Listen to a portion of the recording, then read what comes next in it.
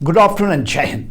भारत ने एक बहुत बड़ी कैपेबिलिटी पैदा की है। ये पहली बार ऑपरेशन सिंदूर के 3 या 4 महीने के बाद ही भारत ने लेज़र बीम जो डायरेक्ट एनर्जी वेपन सिस्टम है और उसका डिटेक्शन इंटरसेप्शंस के लिए जो कैपेबिलिटी पैदा की है और बड़े एक जो ऊंचा हाई टेबल को ज्वाइन किया है, खासकर United states America, China, Russia और कहीं इजराइल के पास में है, वो है आपका लेज़र बीम को अपने सेना में शामिल करना। भारतीय सेना, इंडियन आर्मी और वायु सेना में 16 स्वदेशी डिटेक्शन एंड इंटरसेप्शन सिस्टम को शामिल किया जा रहा है।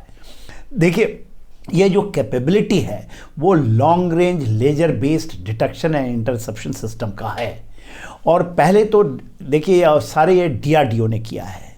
ये Indian defence and research defence organisation है, उसने पहले सक्सेसफुली उसने 1 किलोमीटर जिसका रेंज का और 10 किलो वॉट का लेज़र बीम का एक सक्सेसफुल उन्होंने दिखाया था और उन्होंने उसको मॉड 1 रखा था।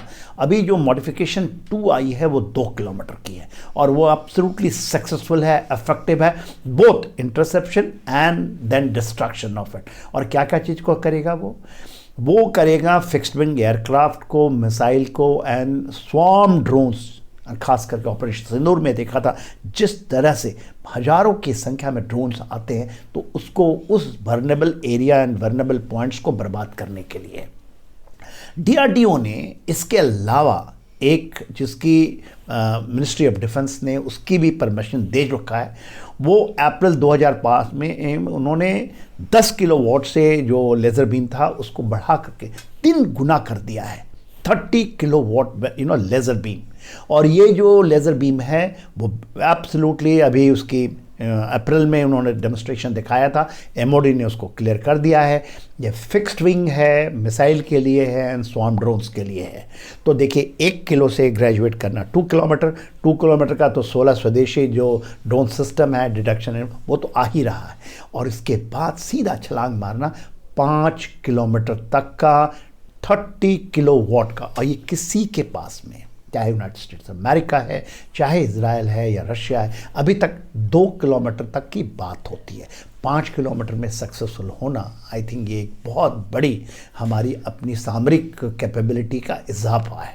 और देखिए डीआरडीओ जो है एनर्जी कहते हैं high energy microwave and electromagnetic pulses के ऊपर में, जो कि number of cutting edge technology को यूज़ करते हुए जो स्टार वॉर की कल्पना होती थी कि वो उस कैपेबिलिटी को एब्सोल्युटली एक्वायर करने के on the verge of it और more or less it is a breakthrough. April 2005 में उसने सक्सेसफुली इसको चीज़ को कर लिया है और हम उस हाई टेबल पे बैठ रहे हैं जहाँ पर दुनिया का एक दबदबा था और भारत ऐसा लगता था बहुत पीछे है।